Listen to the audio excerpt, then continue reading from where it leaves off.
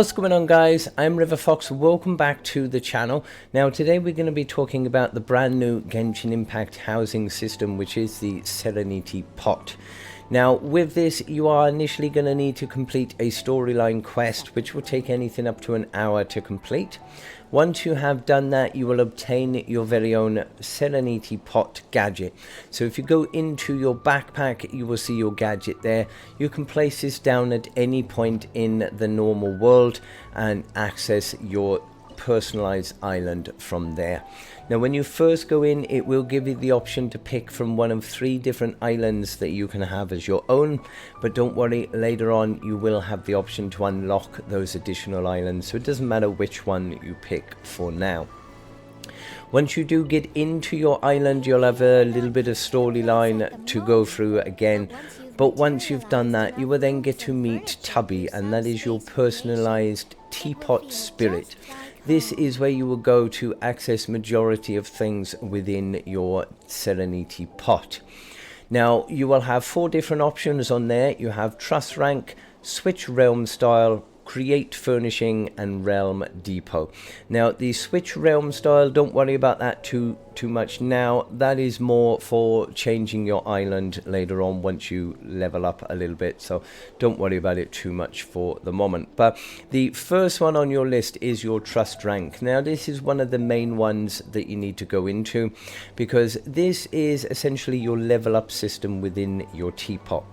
Now there are 2 parts to take note of in here. Your first is your main trust rank, which the more you do in your island, the more things that you create and place and obtain, the more you will level up your trust rank, which is going to give you some great rewards and also some Primogems in the process. So do make sure you do check this out regularly. Now the next part in here is your realm currency. Now this will accumulate for you over a set period of time. Depending on what your trust rank is, depends on how quickly you will accumulate those coins and how many coins you will accumulate.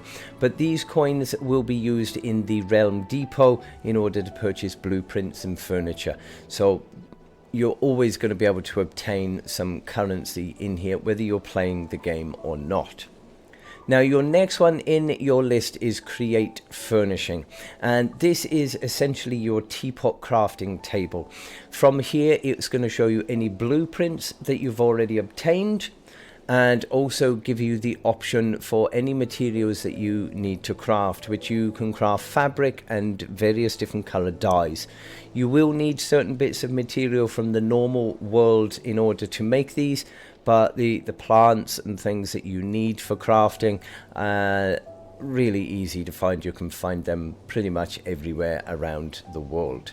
Now next one in the list is your Realm Depot. Now this is pretty much your realm shop, and from here you will be able to unlock realm treasures, which they will unlock as you progress through. You can also purchase furnishings with your realm currency, and you can purchase furniture blueprints. Now it is advisable that you don't purchase the standard furniture, because you will only be able to use those once, and once they are placed, that is it. You can't make any more of those. If you do purchase the furniture blueprints, then that gives you basically the blueprint to make as many of that item as you can. So it is far better to spend it on the blueprints than it is standard furniture, because at least you will make as many of them as you want and place them around your world. Now similar to your adventure handbook quests and rewards that you can collect as you go through the game, you will have a very similar thing with your teapot, and you can access this by going into your wheel and selecting the teapot icon. Now in there are various different rounds and levels of rewards that you can claim, and you will gradually get through these as you play, but you can obtain some great rewards from doing so. So make sure you do remember to check those out and claim any rewards that you've got. Now, one thing to note, whenever you do collect any blueprints for any items, it won't go into your normal crafting table in the teapot, it will go into your backpack. So if you then go into your normal backpack, go across to precious items, it will show any new blueprints that you've obtained. You can just select the use button on there and it would then transfer them over into your teapot crafting table. Now, in regards to actually placing items down, when you are inside the house, you will have a menu system and it will show you with the little red exclamation mark what items you have obtained and what you can place down. It's pretty straightforward in placing them down. You can go into the menu screen and you can adjust how to rotate items and things. There's plenty of options in there, but it's relatively straightforward in placing items down in various different rooms. One thing to note is you will have a tab there called Indoor Set, and it will give you better rewards if you place items as a set than it does if you place singular items. So in this instance, you will have a table and 4 chairs and a lamp. And if you place them all down as a separate items, then you will get a certain amount of reward for doing so. But if you were to go across to the Indoor Set tab and select to place the whole lot as one full item, then you will get much better rewards, which are going to level you up quicker. If you have placed anything down and you're not happy where it's gone, you can quite easily remove those items and replace them somewhere else. There's no problem in that. Now, for myself, I do play on PC with an Xbox controller. So for me, I would press the button with the 2 squares and that will remove and collapse your menu along the bottom of the screen here. And it would then give you a cursor on the screen, which you can then go to individual items. You can select and remove them. You can move them to other places and you can do whatever you wish. So if, like me, if you have placed a load of things down and you're not happy with them, you can just easily pick them back up, move them somewhere else and place them down there. Now, when you are outside of the house, you will have pretty much the same sort of menu and you will be able to place trees and rocks and buildings and whatever it is that you want to place down. It's pretty much the same setup as when you were inside your house. There is no set way of putting things down. You can place things wherever you like. It is your own personalized island, so you can do it however you please. Just make sure that you have fun in doing so. Now, once you have been playing for a little while, you're going to unlock some blueprints and furniture and things will start to take shape in your island. And that's when you can go back into your crafting table. Now, on here is going to show you any of the blueprints that you've already obtained. If they are highlighted, it means that you can physically craft them now. If they are grayed out, means that you are missing some ingredients to craft them. Now, some things are going to need wood in order to craft these items.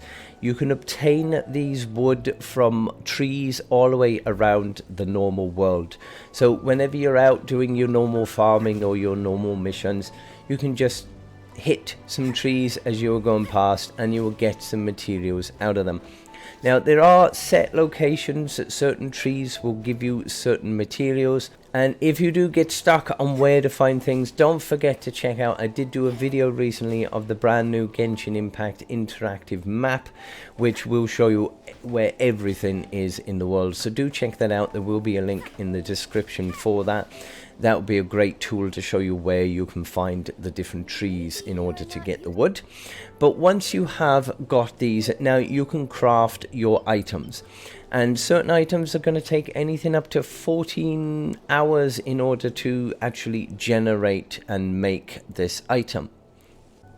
Now, there are a few different ways that you can actually speed up the creation time.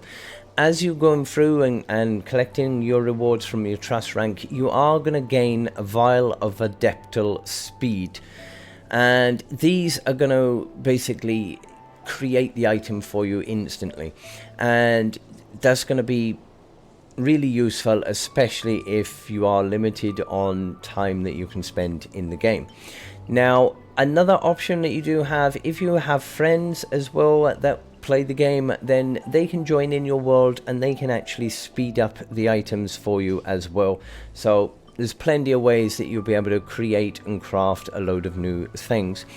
If you are going to be finishing off for the night, or you're not going to be playing then for quite some time, then set something to craft and go off, go to sleep, go to work, whatever it is you're doing. By the time that you come back, hopefully that item will have finished crafting as well, so they will still craft even if you aren't in the game.